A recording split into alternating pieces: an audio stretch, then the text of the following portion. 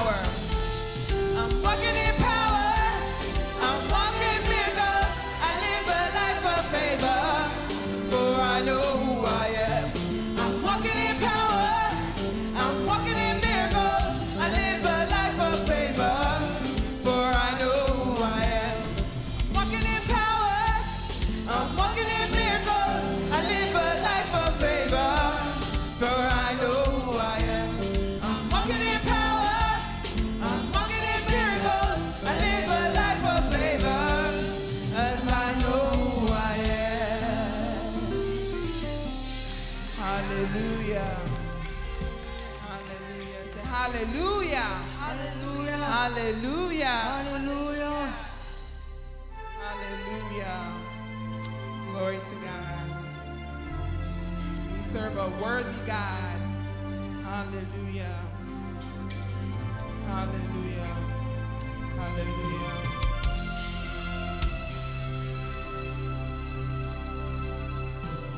Hallelujah. Glory to God. Say you, Lord, you are worthy. And no one can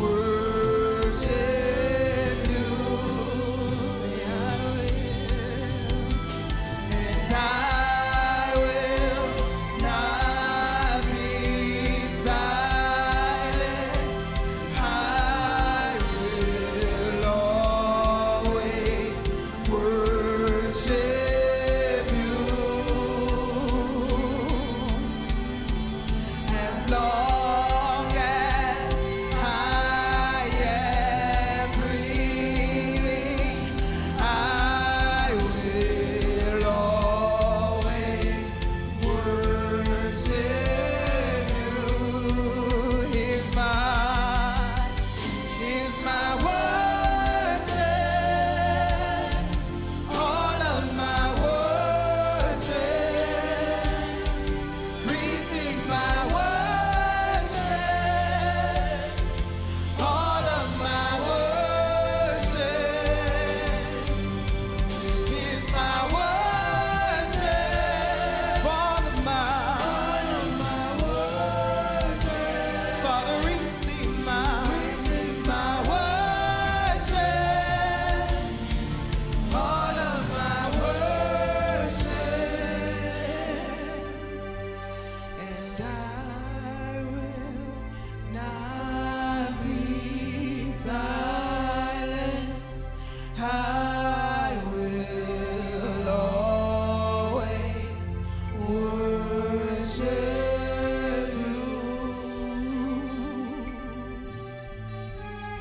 As long as I am breathing, I will always worship you. Hallelujah. Say hallelujah. Hallelujah. Hallelujah. Hallelujah. We will not be silent in Jesus' name. Hallelujah. Glory to God.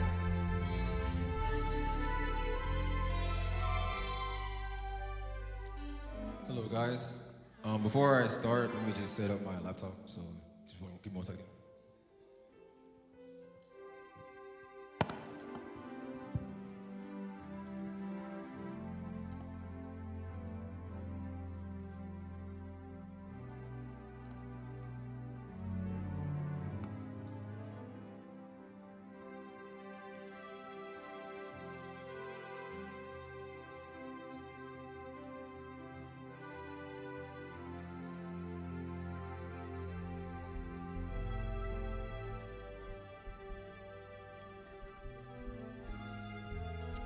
Alrighty, so while he's setting up, we're gonna have announcements from, is it Kirby or Pastor Reggie? Okay, from our president, Kirby. Let's give a round of applause to our president. He's been working hard for you all, for God's name. Let's give him another round of applause. Woo! Hallelujah. Hey everyone, how you guys doing? Good. We have some visitors in the house. We have Grace Connection, Brother Serkins. Can you come up and introduce?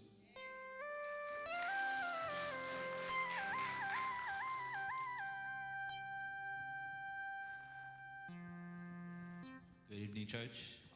My name is Serkins, and I'm the youth leader at Grace Connection Baptist Church, and I'm here with Vasti, Sister Vasti, Theodora, Slavika, and Brother Sam, and also Lindsay.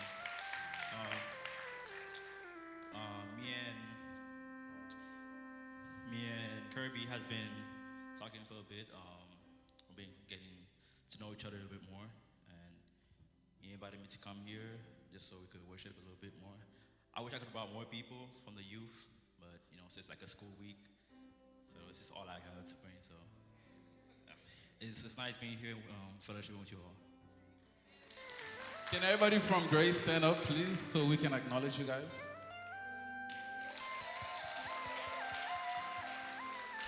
Thank you guys for coming. Appreciate it. We also have Julie in the house. So, some announcements.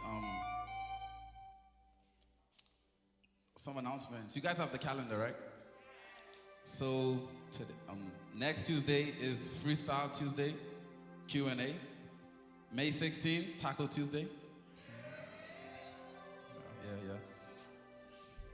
May 23rd, Change Kitchen Food Dispenser. May 28th, is on a Sunday afternoon. We're gonna have a mental awareness event because this is the month of mental health awareness. So it's gonna be on a Sunday afternoon. You guys can come out and show and support. And on the 29th, we have Memorial Day. We're gonna have a picnic. More info is coming soon for the picnic. I think it's gonna be at Saturday Park.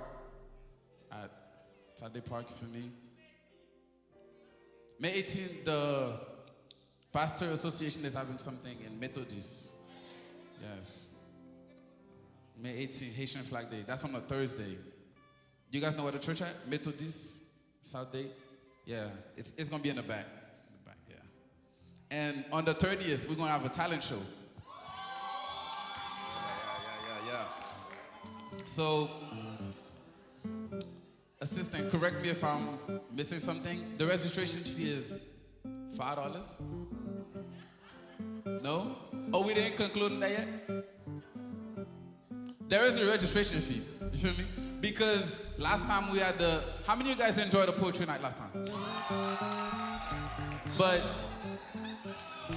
somebody give it up for love, you feel me? We have Cornisha, we had a lot of people that did an amazing job. All you guys did amazing, man. Kevin, everyone. So Marlene did say something, it costs money. So the next one we're trying to do bigger, but that's why we have the registration fee. I think it's like $5 or $10, I can't remember. But yeah. So, but this week, this Sunday afternoon, we're gonna have a prayer. We're gonna have a prayer and fellowship at the Amboise family this Sunday in the afternoon around like 5:30. Anybody that's available, come through. We're gonna be in the house, just fellowshipping together, praying, and just have a time, as youth, to support each other. Julie, you have anything going on? You want to give announcements from your church? Just music a little bit.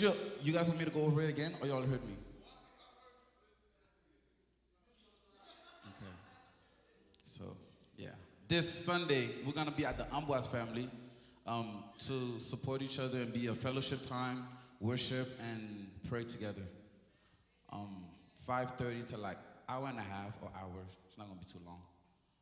I wanted to know if Julie have anything going on at her church we can support. Give it up for Julie.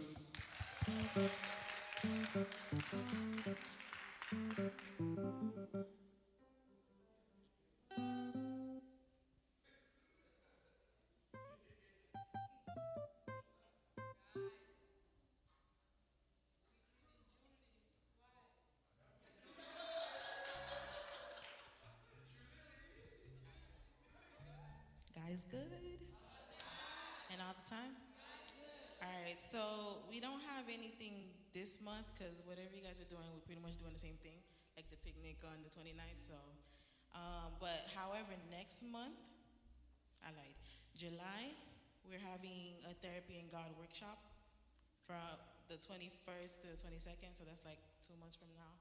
I'll speak more about it later on, but yeah. Basically, what Therapy and God is that everybody knows that prayer works, but without action, then that's dead. Because if you can pray your depression away, but if you're not doing anything for it, then what is it? So that's why I came up with the Therapy and God thing. Because as you know, I'm a future psychologist, so I take mental health very seriously, especially in Haitian community. Like that's taboo for us. It's always, you're not depressed. So we need to bring that out more, which is why I'm glad you guys are also shedding light on that. So yeah, I'll speak more about that later on, but that's what we have coming up. How many of you guys excited for camp? One more time. How many of you guys excited for camp? How many of you guys paid already? The deadline's done. Super pay it? Marlene, is there anything? No? Pastor Reggie? Assistant? Good? Straight. Please register for the talent show. See me or Ivania or any one of us subcommittee to register. So it's on the 30th, the last Tuesday of this month. There's prizes, you feel me? Everything. register for the talent show. It's gonna be good prizes and stuff. So. All right, let's get to the word. Thank you, guys. The judge.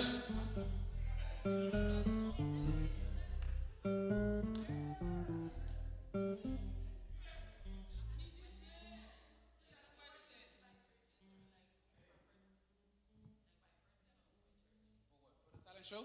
It's open to anybody, to any church. I've been in contact with the Naples church. They might come down, so it's open. Huh? The deadline to registration? We ain't got there yet.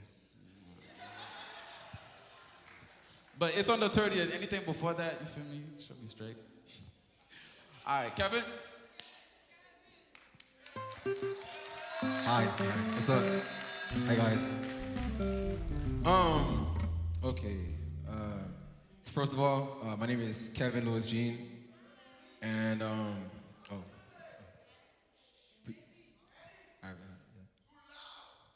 thank you guys. Well, anyway, yeah, my name is Kevin Louis Jean, and I'm pretty excited to talk to you guys today.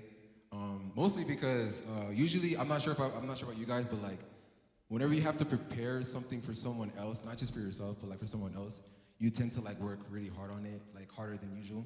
And so like I guess making this presentation helped me like answer a lot of questions for myself, because it just gave me the extra motivation to just do the deeper research, because I'm gonna give it to you guys. But anyway, yeah. So oh, and also one more thing too. I don't believe that lectures are an effective teaching tool personally. That's just my opinion.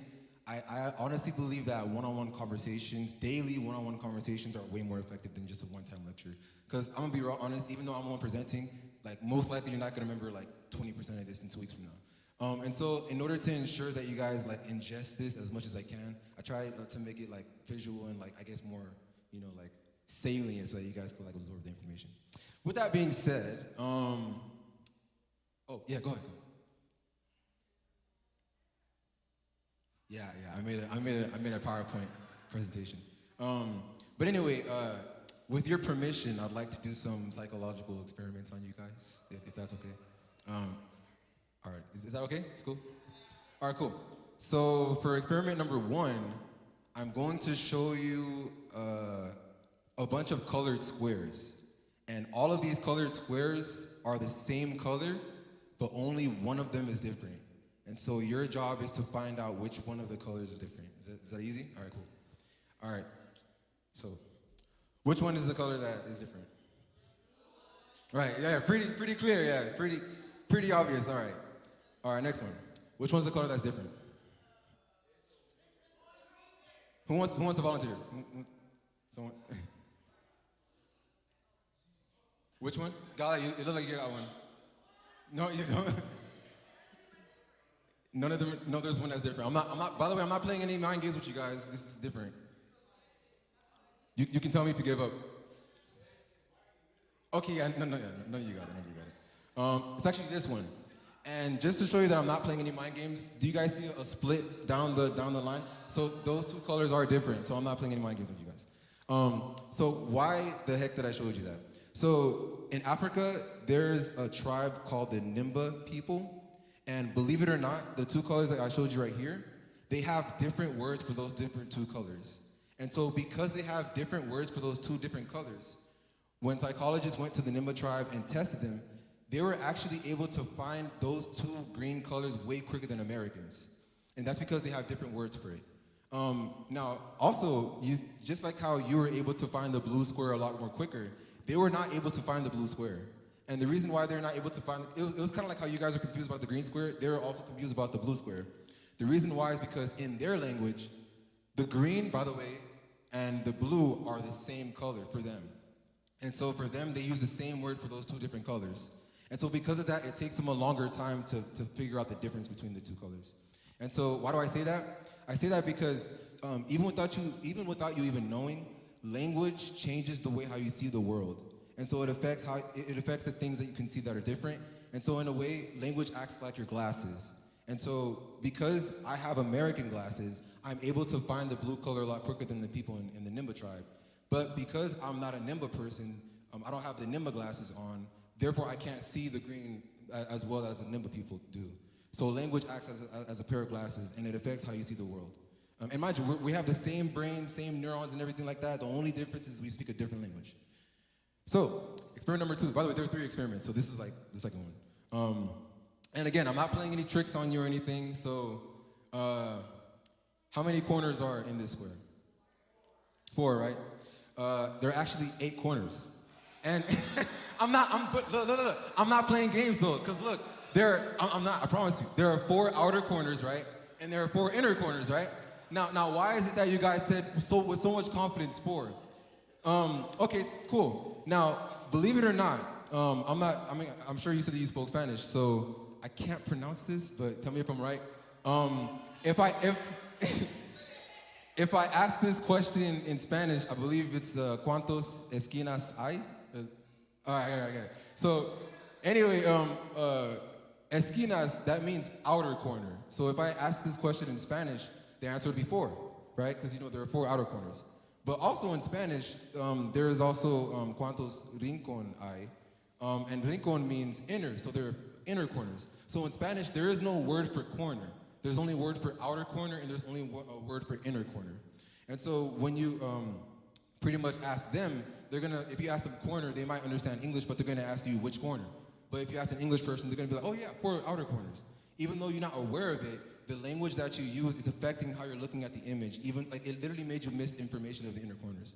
And so like, yeah, you pretty much, we all have glasses that affect the way we see the world. So anyway, the 3rd experiment, I kind of forgot this one. Oh yeah, okay, I remember. So before I show you this one, I'm gonna say like a small story, and this is important. So imagine, since we're at HEBC, imagine HEBC got like a whole bunch of millions of dollars or whatever, and we were able to build 5 new campuses, so 5 new buildings, each in a row.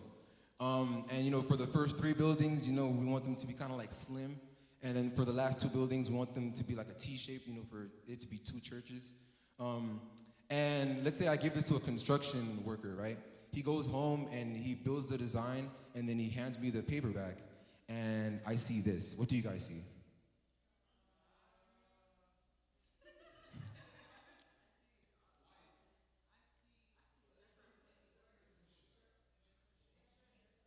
You see what? You see different shapes in buildings?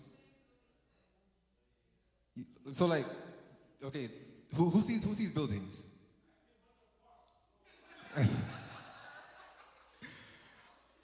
So wait, no one here sees buildings? Okay. All right.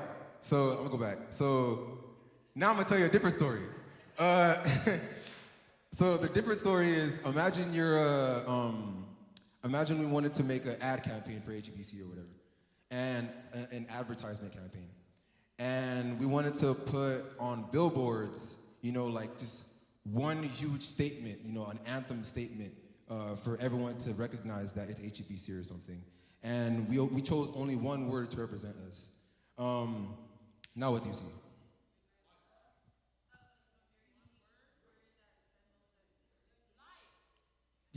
Does anyone see the word life?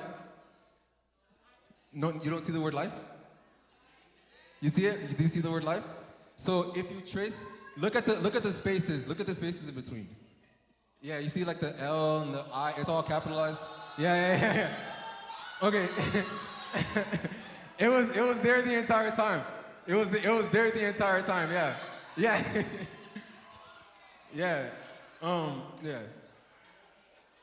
Yeah. Okay.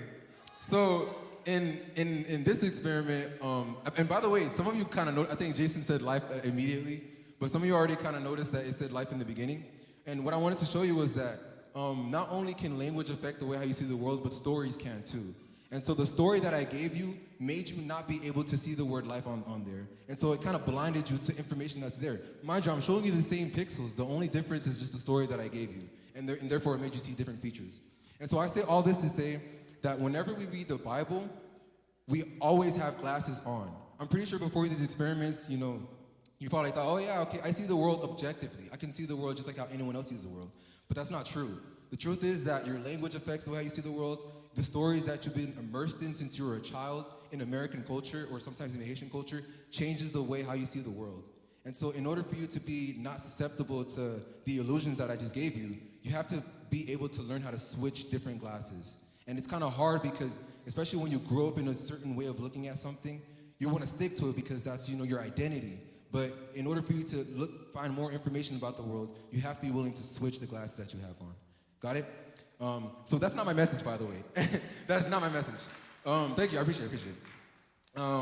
I only share this with you so that I could, say my real message, which it might be a bit, ambitious. Oh, and by the way, just to a different side, a side note, I kind of made all this in the car ride here and last night. So it's kind of a bit rough.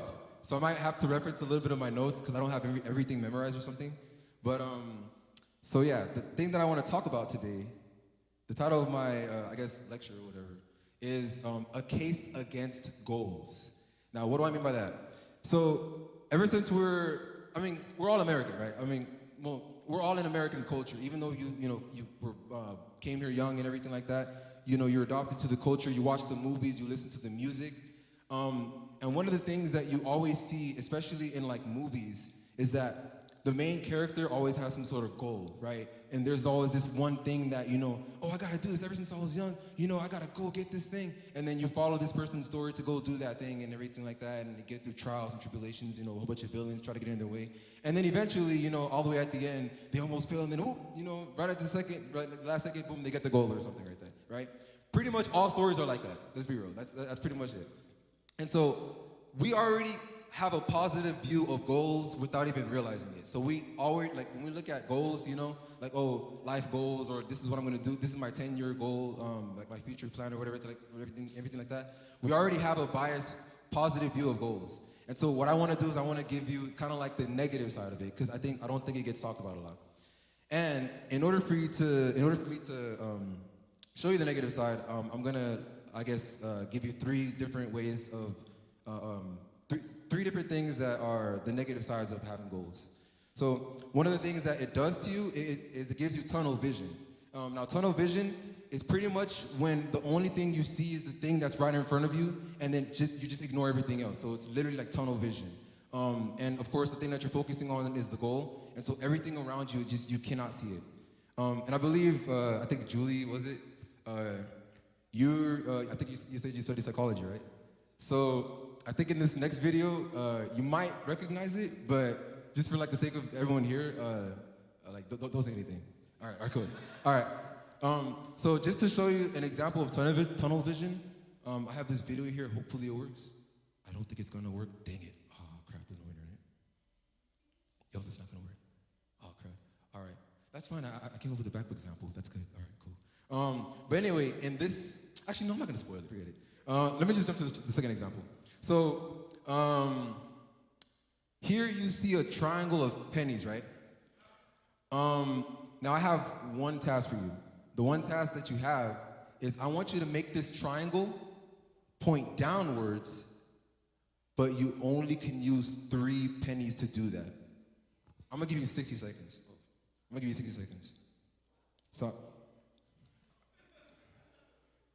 So make the triangle point downwards, but only use 3 pennies to do so. And whoever has an answer, Jules, go ahead. But you have to have an answer, so you can't just raise your hand and just wait. Okay. Yeah. You have to make literally a downwards triangle. Turn the triangle upside down, only using 3 pennies. Only 3 pennies. Exactly. By only moving, so imagine you have 3 pennies in front of you, and you have to slide them on the table to point them downward. It's hard.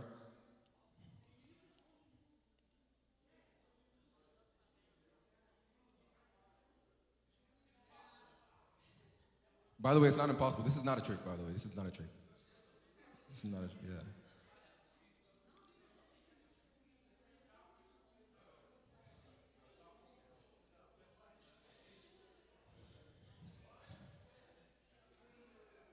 "45 seconds, 15 seconds left.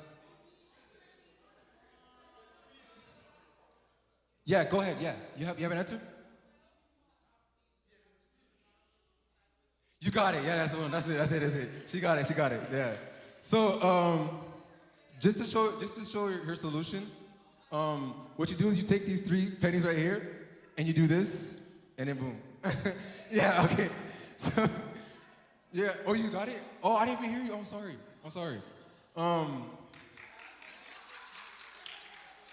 What was that? See, okay, that's the thing. So all I said was you can move the penny. You can lift it off the table if you wanted to. Don't be salty, bro. Don't be salty. But anyway, I wanted to add an extra piece of information. So if you give this task to children, they understand it immediately. They do it like boom right there. They don't think. It's almost like just right. But when you give this task to adults, it takes them pretty much just as long as the time that it took you guys. And so why is that? Like why is that? So the reason why is because usually whenever it comes to adults, like what do we have? We grew up in the school system and we have this fear of like, oh, I don't want to be wrong, so I got to try really hard. I'm going to solve this. I'm going to solve it. And so it puts us in a focused mode. And so we're just focused on trying to solve this one thing. And so what happens is that we're so focused on solving the problem that we don't see a simple solution when the simple solution is just staring right in front of you. But kids, on the other hand, they don't have this bias towards trying to be so focused on trying to solve it. They're just like, oh, I could solve it, I could not solve it. But, since you give me this fun game, let me just play it. Oh, there it is. You know what I mean? That's kind of their mind state. And so I'm really glad I had the second example. But anyway, yeah, that's tunnel vision. That's one of the, that's the first, I guess, argument against having a goal, is that it causes this tunnel vision for you to not see the answer, or it takes you a very, very long time to see the answer. So anyway, the second one that I wanted to,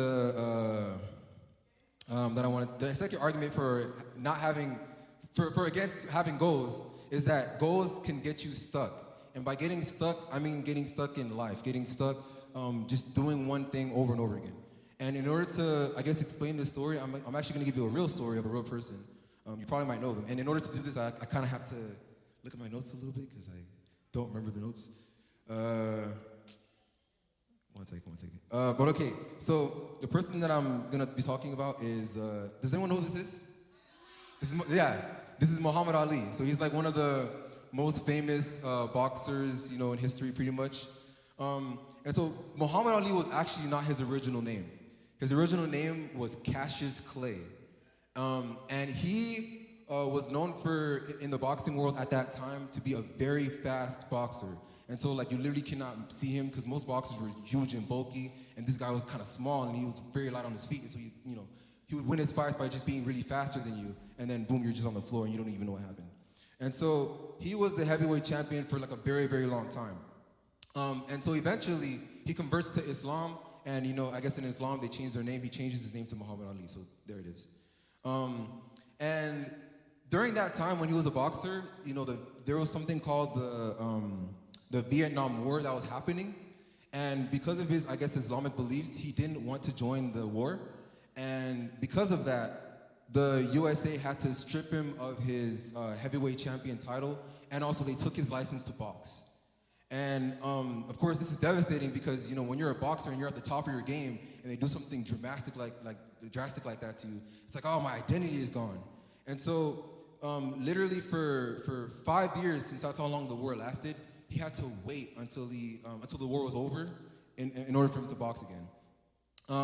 And so when he started boxing again, he had to start from ground zero, because I guess the way how boxing works is that when you have your heavyweight champion title and it's lost, you have to start from ground zero. So you have to fight all the smaller players all the way back up the ranks in order for you to get to the top to get your belt back. And so that's what he had to do. And at this time, he's a lot older. Before he was in his mid-20s, but now he's in his early 30s. And usually boxers in their early 30s are a bit slower. But anyway, he does it. He's a very goal-oriented, forceful guy. He has grit, he has determination, perseverance. And so he goes and he fights all those people in order for him to get all the way to the top. And he reaches the top to fight someone named George Foreman. So not the grill, but George Foreman was an actual, he was an actual boxer before he, was the grilling company or something. But anyway, he finally gets to earn the fight he earns the fight to fight George Foreman. And the thing about George Foreman is that he's super huge compared to Muhammad Ali, because Muhammad Ali is small. And not only is he huge, but he's also very bulky. And so the thing that George Foreman is known for is his fights last like only like 1 or 2 rounds, meaning that as soon as he punches, you're on the floor and that's it. And so Muhammad Ali knew this, and he recognized that, okay, since his fights only last a couple of rounds, therefore he doesn't know how to last a long time. And because if he keeps going 1 or 2, 4 or 5 more rounds, he's gonna get tired because he's not used to fighting for a very long time. Muhammad Ali recognizes this, and so instead of using his old strategy of being fast on his feet, changing all the time, he can't do that anymore because he's old, first of all. And also, this is a big guy, so he can't really do that. So he changes his strategy. The new strategy that he uses is it's called, I guess in the boxing world, it's called rope-a-dope. And what rope-a-dope means is, you know how like on the boxing ring, there's like ropes that you can lay your body on? And so what he does is he lets George Foreman beat him up for 15 rounds. And so for a very long time, Muhammad Ali is just getting pummeled on for a very long time. And, Muhammad Ali's theory is right. So it turns out at the 15th round, George Foreman can't handle it anymore because he's never lasted like 2 rounds. And so at this point, George Foreman is like very tired, and that's when Muhammad Ali takes advantage and fights him, and he wins. And this is actually the picture of him winning. This is actually a famous picture of Muhammad Ali. That's George Foreman on the ground, and that's Muhammad Ali right there. And so he wins. This is like the epic story that movies are made for, right? Like, I got to wait 5 years. That's like the villain in your story. And so, but still, at the brink of death, you find it. You find the power to keep going, and then boom, he wins, right? So yeah, that's like a Hollywood story. Except he didn't stop fighting. So usually, whenever you have a Hollywood story like that, you pack up your gloves and stop. You know what I mean? Like, that's a perfect time to stop. But the issue is that his identity of being a boxer is so ingrained in him that he did not stop fighting for 7 more years. And after that fight, he actually nearly lost all of his games. Why? The reason why is because when he fought George Foreman, he took so many beatings to the head that it literally caused kidney and neural damage to his head. And so because of that, he got obviously a lot slower, and also a lot of his friends, they were looking at how like detrimental his body was becoming, and so they stopped kind of like being associated with him because he was literally destroying himself. And so all in all, it kind of ends in an unfortunate story, as most of you probably know. He ended up having Parkinson's disease, and yeah, that's pretty much what I have to say about that. But anyway, Muhammad Ali, he had a lot of grit, he had a lot of perseverance, but he did not know how to quit. And that's what I mean by getting stuck. And I know this is like a big grand story of like a real person, but it can also happen in like very normal ways in our lives. So for example, let's say like throughout all of your life you've identified yourself as being a basketball player, and like you've got all this, you actually have a chance, you got signed to the NBA when you were 18 and stuff like that, and so like you literally you made it. But while you're in college, so you're 18, so you're going to college and you're playing for the NBA or something. So while you're in college, you realize, oh snap, I like aviation. Aviation looks pretty cool to me right now. And then you start taking more aviation classes, and then it turns out you want to go to aviation school, but you can't. Why? Because you've already signed a contract to NBA, and not only that, but you've spent time, money, and effort and life energy devoted to becoming an NBA player. That in your mind, you don't want to say, oh, I don't want to be all that time to be a waste. And so you get stuck in that. And so you don't want to explore a different option that could be, very good. And so you don't, like the dreams that you have of, flying an Air Force jet and everything like that, that gets cut off. Because in your mind, you don't want to have to explain to people why you quit the NBA in order for you to fly a jet. That doesn't make sense. That doesn't fit the narrative of American culture. And so therefore we keep going on this storyline in order for us to kind of justify to ourselves and to other people that, I am the hero, but really we're making ourselves prisoners of our own goals. So that's what I mean by getting stuck. I had a point. Dang, what was I gonna say? Another thing too, I guess like a side note, our culture doesn't like the word quitting so much that actually I looked up the synonyms for quitter, and it's actually associated with words like dropout or slacker or wimp or coward, chicken. So like very negative words, right? And by the way, this is just a word for stopping. Sometimes you need to stop, right? But our culture just has these very negative words to stopping, to quitting. But if you look at words like grit, if you look at words like perseverance, you'll see, there's words like courage, perseverance, tenacity, spirit. You know what I mean? You have a spirit, that's very positive, like heroism, you're a hero. You know what I mean? Like, cause you stand and all that stuff. So yeah, our culture really doesn't, like stopping.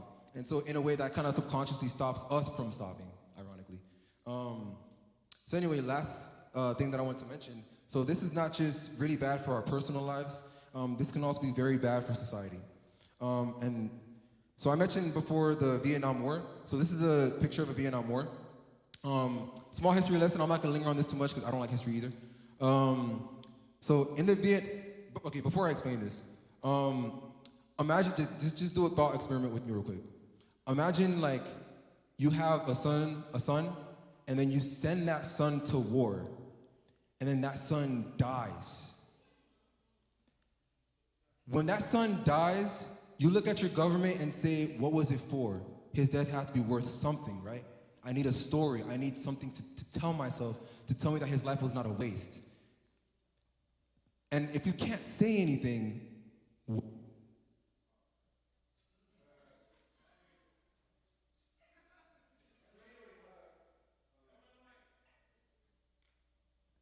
Test. Appreciate it. But anyway, if you can't say anything to that mother or that father, like what are you gonna do, right? So in a way, you have to justify why that person died, and the way how you justify it is to keep going to war. And guess what? When you keep going to war, more people die, right? And then when more people die, you have to justify their deaths. And so in order to justify their deaths, you have to win the war, because you want to tell them that, no, your son died because he fought for a good cause, because look, he won the war, right? Like, he helped win the war. But if he doesn't win the war, then you don't have a story to tell. And so what do? You just keep fighting, you keep fighting and keep fighting. More people die. And this is exactly what happened during the Vietnam War. So this actually happened in history, and it had a very negative effect on humanity. Anyway, what's the alternative? Like, if I say, don't have any goals, so what can I hold on to, Kevin? Like, what should I do? In order to answer that question, I'd like to talk about this lady right here. Her name is Karen Adolph, and she studies how babies learn. Specifically, she studies how babies learn how to walk. So pretty much just like how we learn anything, the way how you learn how to do something is just you keep doing it over and over again. That's pretty much, how it works. But the question that she wanted to answer is, why do babies even get up and walk in the first place? Like, what gives them the desire to do so?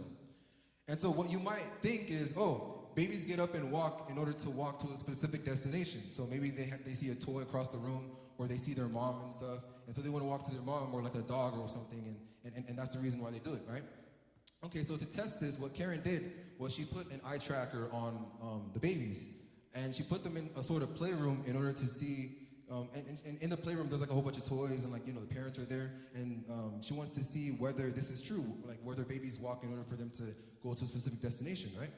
And so for this example, she wanted to test whether babies truly do walk towards destinations. And so this is an example of a baby looking at a toy across the room, and they just decide to go walk to it. So it turns out only, I believe that's like 15%, only 15% of babies walking is only walking towards a destination. It's only 15%. So that means 50% of the time they're not, walking towards a destination. They're not walking towards. 50% of the time they're just walking towards a destination. And also, only by that much they're discovering. So discovering means that instead of walking towards one object, they're walking towards multiple things. Trying to look at the world and all that stuff around them. So if they're not walking towards a destination, then what the heck are they doing, right? So it turns out most of the reason why babies walk is for no destination at all. They don't have a goal. They literally walk in order to walk. That's the only reason why they walk. And so, there's no destination at all. So sometimes they move in order to achieve the goal of finding something, but literally, like, for all that time, they're just walking because moving is its own reward. So the reason why they move is just because they like moving. That's the only reason why they walk. They're not walking to a destination. They're not necessarily walking to discover. They just walk because they like walking. That's it. All right. So that brings me to this slide right here. Achievement versus joy. Now, in order for me to explain this part, I kind of wanted to give like one of the questions that I always had. By the way, whenever you're younger, you ever had like those questions that like keep you up at night, or like those questions that like you look up at the ceiling and you're just like, whoa, like I wonder like what's the answer to that or something like that, like like if there's a God out there or something like that, or like aliens or something like that. I'm not sure like what that question is for you, but I had a lot of those questions when I was younger, and one of the questions that I asked myself that really like blew my mind was why did God not only create humans, but why did God create anything? Because when I think about it, the universe didn't have to exist, but it does. Why? Is it because he's trying to like achieve something? Is there a goal or a destination that he's trying to do? Or is he just doing it just to do it, because of the joy of doing it? And so this question lingered in the back of my head for a very long time. And eventually I ended up getting a clue to this answer of why is it that God creates anything at all when he didn't necessarily have to. And so one of the clues that I have to this is actually a Proverbs that I'm going to read to you today. So it's Proverbs 8:27 to 31. This is going to be kind of long. So I was there when he set the heavens in place, when he marked out the horizon on the face of the deep, when he established the clouds above and fixed securely the fountains of the deep, when he gave the sea its boundaries so the waters would not overstep his command, and when he marked out the foundations of the earth. Then I was constantly at his side, and this is the part that I kind of want you to pay attention to. I was filled with delight day after day, rejoicing always in his presence, rejoicing in his world, and delighting in mankind. Now, in this verse, I'm not sure if you caught it, but it always says, I was there, I was doing this, I was doing that. But the question is, like, who's speaking? It keeps saying I a lot. Who is I? So, turns out, if you look above, it says that the I is wisdom. And so, since this is the book of Proverbs, the person who is speaking here is actually wisdom. They personify wisdom as a person. And so, it's kind of weird, right? Like wisdom is a person. That doesn't make sense a little bit. But if we look at John 1 verse 1, does anyone know that verse, John 1 verse 1? Yeah. So in John 1 verse 1, it's in the beginning was the Word, and the Word was with God, and the Word was God. So interesting thing about this verse is that in the original Greek, the word right? That word is actually is called logos in Greek. So word is logos. And that's actually where we get the word logic from. So in a way, you could reread this as in the beginning was the logic, and the logic was with God, and the logic was God. But another interesting thing about the word logic is that it was also used for wisdom. So the word logic was also used for the word wisdom. And so you can actually reread John 1 verse 1 as in the beginning was the wisdom, and the wisdom was with God, and the wisdom was God.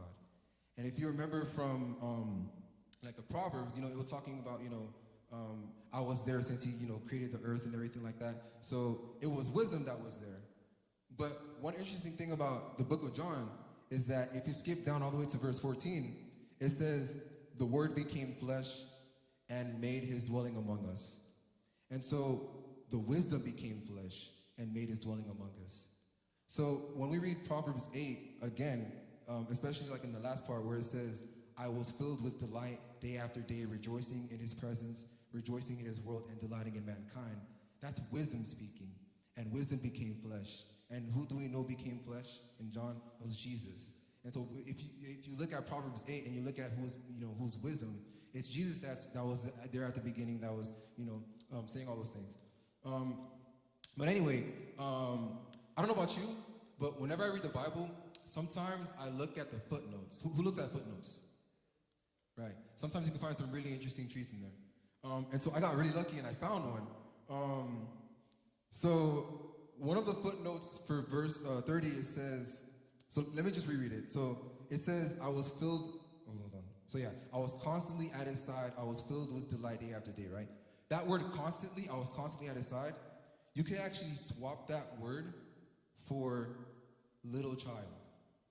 So in Hebrew, sometimes words can have different meanings, and that's on purpose. You don't have to think that, they're interpreting it wrong. That's on purpose because, this is, Proverbs, and Proverbs is kind of like a artistic sort of thing, and so it's meant to have multiple meanings like that.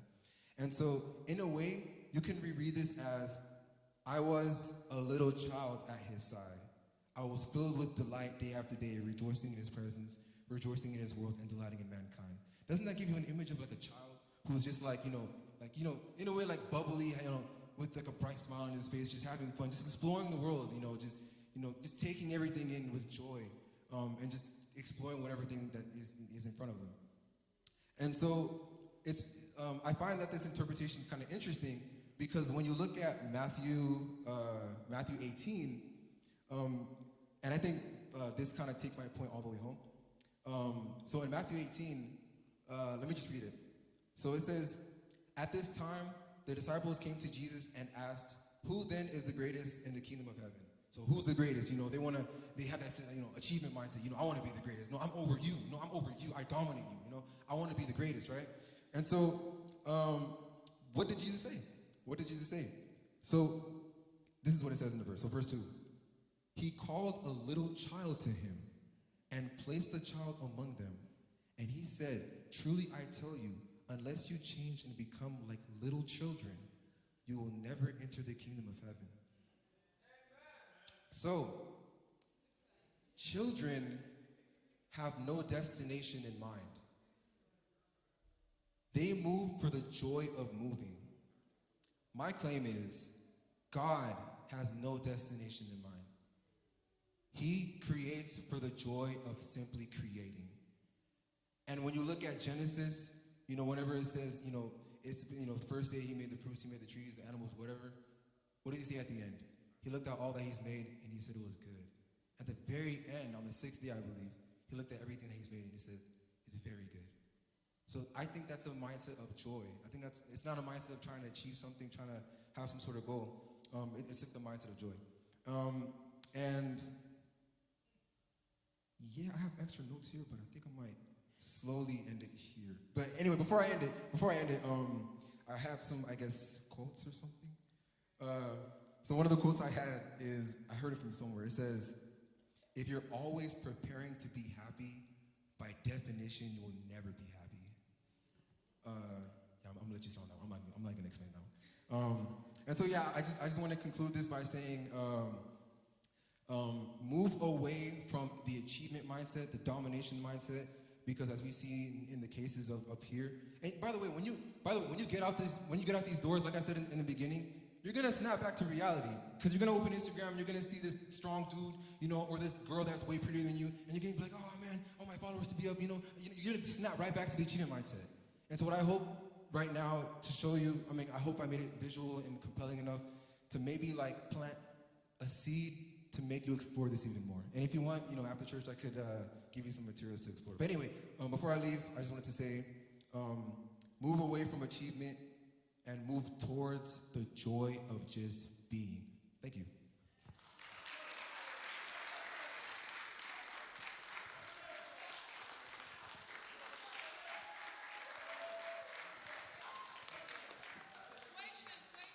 Question. Yes, question. Questions? Thank you. Any questions?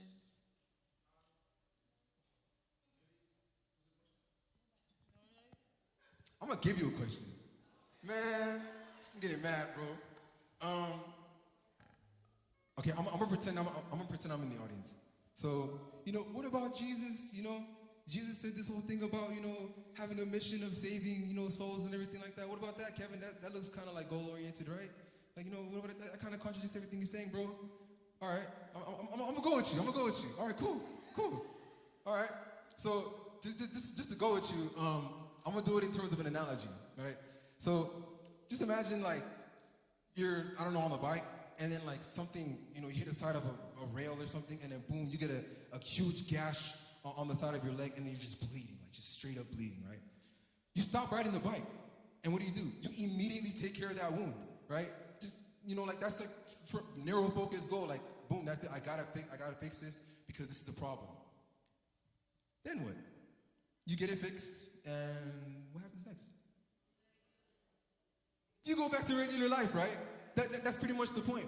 And so when you look at the story of Jesus and you look at the Great Commission and what he told the disciples to do, that's the equivalent of having a big old gash on your leg. But what's the mission of Jesus? The mission of Jesus isn't, let me put it this way. When everyone's in the new heavens and the new earth, what are we gonna be doing? We're not gonna be, oh yeah, let's go convert more Christians. Oh wait, everyone here is already a Christian. That's not gonna be the mission anymore. No, you return back to Eden. The Ten Commandments and all those things, those were there after, but the original mission, the objective that I guess God gave humans was what? To be fruitful and multiply. That's the cultural mandate. That's the most general, ambiguous thing I ever heard. Be fruitful and multiply. So that means you could just do anything. Of course, God gives you constraints. So in order for you to, be a human, you shouldn't kill. You shouldn't do all those things that are detrimental. But within that circle, there's a lot of space, and there are many things that are ambiguous in the Bible. And so with that space, you have the freedom to explore and be a child. Just go out there and explore. And that's what I have to say about that. So there, I gave you a question. So yeah. Anyway. That's it. Amen. All right. Thank you. Let's give it up for Brother Kevin. Amen. Hallelujah. So before we close, are there any more announcements from any of the leaders before we close? Okay, we're seeing none. Let's stand. And at this time, does anyone want to give their life to Jesus? I know that we come to church, but some of us, we're not saved. So does anybody at this time want to give their life to Jesus? Or does anyone need prayer? If you need prayer, come to the front. We'll ask the leaders to pray for you. Fouet Jean-Paul, Pastor Reggie, Pastor Alex, said Dominique. I know that we all need Jesus in this time. Just come up. Sous besoin la prière, just venez devant pour nous prier pour le Seigneur Yeshua. Hallelujah. Come to God. God is faithful. God gave me peace. He is the Prince of Peace. Hallelujah. Hallelujah.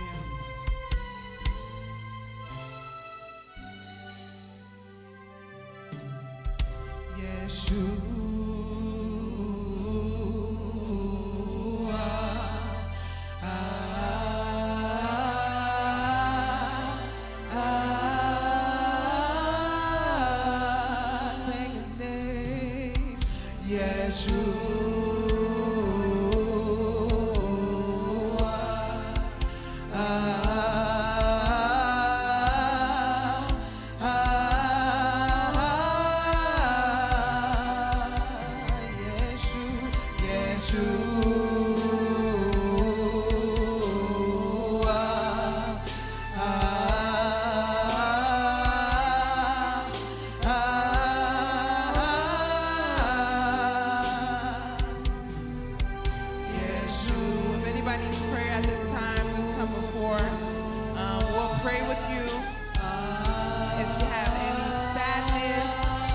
You're depressed, we rebuke the spirit of depression in Jesus' name.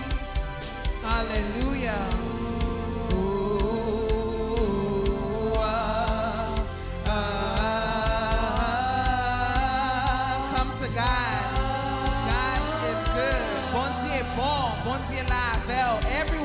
go. He is with you everywhere. He will heal you. He will give you peace. He will give you everything you need in Jesus' name.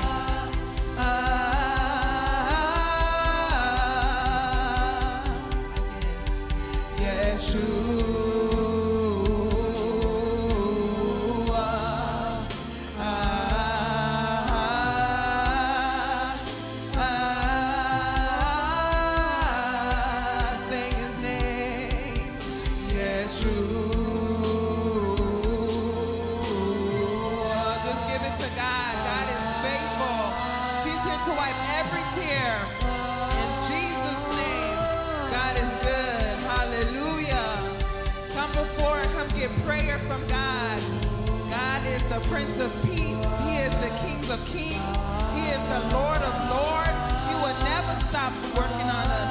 He will never stop loving us because we serve an awesome God. Just come forward and get blessings from God. God is faithful. God loves you. God loves you even before you knew him. He loves you. In Jesus' name. Hallelujah. Hallelujah. Our Father in heaven, Jesus, we come before you in the name of Jesus, Lord God. We ask that you be with our sister in Jesus' name, Lord God. Heal her mind, her body, her soul, Jesus. She needs you, Jesus. You know her situation, Jesus. You know what she goes through, Jesus. You know her every thought, Jesus, Lord God. Wipe the tears off her eyes, Jesus. Be with her, Lord God. Let her know that all things are working together for her good in the name of Jesus, Lord God. Be with her from the crown of her head to the soles of the feet, Lord God.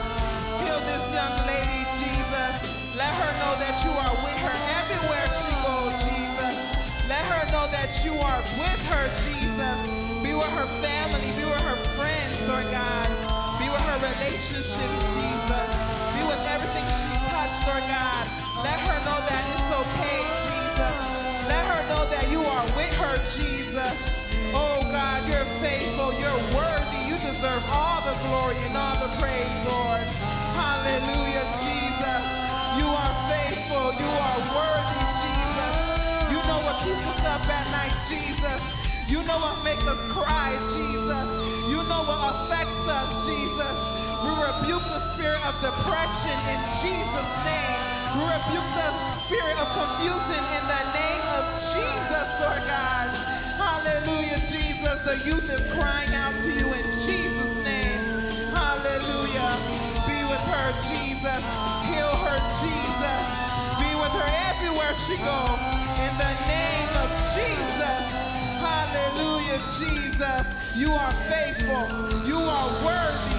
You deserve all the praise, Jesus. The devil is a liar. He is the father of lies. He is the father of lies. In Jesus' name, we are overcomers because we serve a man named Jesus. Jesus who died on the cross for our sins. Jesus who loves us. Jesus who never gives up on us. Hallelujah, Jesus. We glorify your name in Jesus' name. Hallelujah, Jesus. At this time, Lord God, I ask that you be with Sister Yvonne and Sister Gaia. In the name of Jesus. You know what they need from you, Jesus. You know the things that keep them up. In Jesus' name, Lord God. We need you, Jesus. We're tired. We're sad. We don't feel good, Jesus. Hallelujah, Jesus. Move on our lives, Jesus. Move on our behalf, Jesus. You know what's heavy on our shoulders, Jesus. In Jesus' name, Lord God, we are healed. We are healed in the name of Jesus, Lord God. I ask that you be with the youth, Jesus. I ask that you be with Ivania and Gaia and Bertine in the name of Jesus, Lord God. We come before you, Jesus.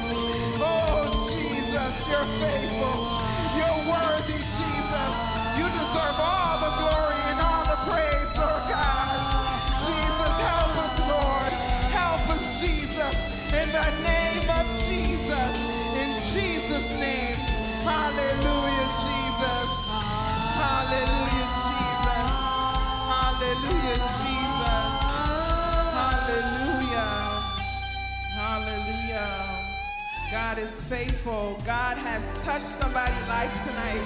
God is good. God deserves all the glory. There's so many good things going on, but we serve a man named Jesus, a man that never stops loving us, a man that's always there for us. And at this time, let's lift up our hands. I want to do a prayer of freedom. I want to do a prayer for even the musicians. Let's pray for the musicians. Our Father in heaven, let's lay our hands on the musicians. At this time, Lord God, we lift up the musicians right now in Jesus' name, Lord God. Be with them, Lord God. You know what keeps them up, Jesus. You know what affects their mental health. You know what's causing them to be sad or be depressed, Jesus. We rebuke the enemy's plan right now over Gary in the name of Jesus. Keep him. Keep Reggie in the name of Jesus. Keep Reggie in the name of Jesus. We lift up Kirby tonight in Jesus' name, Lord God. We lift up Caleb, Jesus, that is doing your work all across nations, Jesus. We ask that you be with them, Jesus. Be with Brother Eddie and his family in Jesus' name, Lord God. They are doing your work. They are working in your way, Jesus. Ask that you heal them. Ask that you be with them everywhere they go, Jesus. Ask that you protect them, Jesus. Ask that you let them know that everything is okay, Jesus. Be with the musicians right now. Be with Reggie in the name of Jesus. From the crown of his head to the soles of his feet. Everywhere he go, everything he's touched is blessed by the name of Jesus. Ask that you be with the musicians. Be with them, Jesus. We rebuke the enemy's plan. We rebuke the enemy's plan in the name of Jesus. In Jesus' name. In Jesus' name. Amen. Amen. Hallelujah. So, hallelujah. God is good. So we'll ask for Jean-Paul to close us out with prayer. In Jesus' name. Hallelujah. Yes, let me receive blessing. And may God keep you. May God shine his face upon you. May God give you peace and joy and understanding. Not only for this moment, but for the rest of your life. Go, may God bless you.